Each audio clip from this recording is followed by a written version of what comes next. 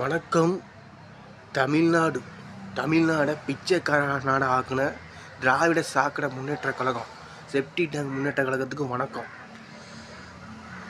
விஜய் சாரும் திரிஷா மேடமும் கல்யாணத்துக்கு வந்தாங்க. அது பழைய வீடியோன்னு நினைக்கிறேன்.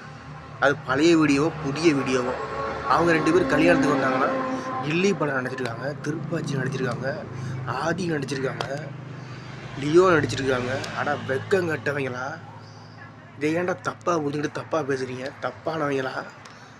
ஏன்னா உங்களுக்கு வேறு வேலையே இல்லைடா. உங்கள் குடும்பத்தை பாருங்கடா. உங்கள் குடும்பத்தில் என்ன நடக்குதோ அதை பாருங்கடா. என்னென்னமோ பேசுகிற திராவிட சாக்கடை முன்னேற்ற கழகத்தை பற்றி பேசுகிறா, கருப்பு சிவப்பை பற்றி பேசுகிறா, தில்லு தைரியம், தில்லு வீரம், மான ரோசம், சூடு சொரணை இருந்தால் அதை பற்றி பேசு.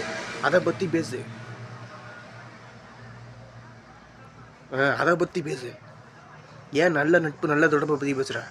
அங்கே விவாகரத்து நடக்கல, ஒன்றும் நடக்கலை. அவங்களாம் ஒன்றா தான் இருக்காங்க. 200 வருஷம் வரைக்கும் அவங்க ஒன்றா தான் இருப்பாங்க. இந்த மாதிரி தான் பண்ணி தானே விஜயகாந்தை காலி பண்ணீங்க. ஜெயலலிதா அம்மாவை சட்டசபையில் முடியை பிடிச்சிக்கிட்டீங்கடா. வெக்கம் கட்டாங்களா?